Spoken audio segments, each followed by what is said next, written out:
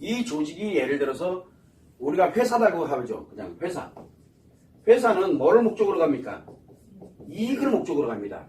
돈을 벌려고 하는 곳이에요. 물론 이제 사회적 가치에 관련되어 있는 이제 공헌하기 위해서 만드는 그런 회사들도 있겠지만 회사라는 자체가 이익을 목적으로 하고 있기 때문에 이익에 준하는 조직이 만들어집니다. 그럼 여기에 뭐냐면 인원들이 있죠. 이 인원이 왜 필요합니까? 이익을 위해서 필요해요. 회사의 이익을 위해서 필요하거든요. 그런데 여기에 만약에 남자, 여자 이렇게 소속이 돼 있는데 여기서 지들끼리 놀고 있어 그러면 이 이익은 줄어들어요. 그만큼. 그런데 여기에 이걸 활용을 해서 어떻게 이익을 만들어갈 것이냐를 따져야 되는데 남자가 만약에 예를 들어 짝수다. 서열이 안정해져요. 그러다 보니 뭐가 만들어져요? 서열이 안정해지게 되다 보니까 서열이 안정해지게 되면은 내가 잘했니 네가 잘했니 하고 그거 싸우느라고 바빠요. 그러면 이익이 만들어집니까? 안 만들어지겠죠. 그런데 재밌는 게 회사에서 보면은 싸움이 붙었어. 부서와 부서끼리 아니면 부서 내에서 이런 서로의 경쟁 때문에 싸움이 붙었어. 그러면 꼭 누가 나가는 줄 아세요? 회사에서 제일 필요로 하는 사람이 먼저 나가요. 왜? 다른 데서도 필요하거든요. 갈 데가 있어. 근데 안 나가는 사람은 갈 데가 없어가지고 거기서 버텨요. 죽을 것 같아도 버틴다고요. 그게 왜 이렇게 만들었냐면 이런 서열의식이 굉장히 중요하거든요. 그리고 또 한 가지는 여자가 만약에 홀수다. 그러면 서열이 만들어져요. 그러다 보면 뭐가 만들어집니까? 시기, 경쟁, 질투가 만들어지기 시작하는 거예요. 그래서 여자들은 이렇게 팀별로 이렇게 나눠지는 게 가장 좋아요. 그럼 짝수가 가장 훌륭한 심리가 움직이거든요.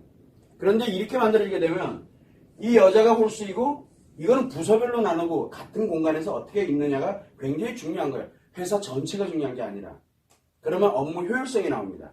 생산성과 맞먹는 건데 그런데 거기에서 문제가 생기게 되면 결국은 이 사람들이 왜 필요하냐면 이익을 위해서 필요한데 이 사람에 관련된 부분이 효율성이 떨어지게 되면 당연히 이익이 떨어질 수밖에 없게 되는 거예요.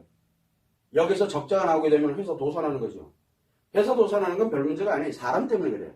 그러니까 항상 보면은 물론 예전에 우리가 왜 기업 내에 갈등의 힐링이라는 그런 영상이 있어요. 근데 거기에서도 보면은 이 내용을 상세하게 설명을 했지만 이익을 목적으로 가는 집단에서 이 조직에 있는 사람들이 문제가 발생되면 이 집단 자체가 위기를 겪게 돼요. 한 사람에 의해서도 이 조직이 와해가 되는 수가 있어요. 예를 들어 이것이 회사가 아니고 공무원이야. 그것도 조직이잖아요. 그럼 버텨가죠. 효율성이 이걸로 안 가니까. 이걸로 안 가는 거거든요. 버티면 돼요. 그래서 경쟁 체계로 들어가 있는 우리 이익을 목적으로 가는 데는 어딘가에서는 손해를 봐야 돼요. 이익을 보려고 하면 어딘가는 손해를 봐야 돼요. 윈윈은 없어요, 세상에.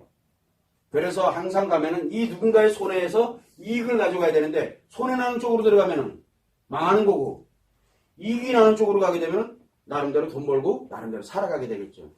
그래서 우리가 항상 갈 때 이 조직 구성원들끼리 어떻게 이 화합을 이루고 어떻게 생산성을 높이고 하는 거에 굉장히 관심을 많이 가져야 돼요. 근데 대부분들은 여기에 관심 별로 없어요. 어디에 관심 많이 가지고 있어요?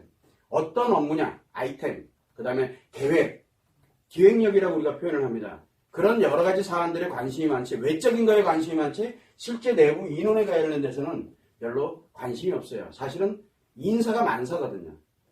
그래서 인사가 조금만 어긋나도 회사 조직 자체가 살아가기가 어려워요. 그걸 여러분들이 참고를 해주시면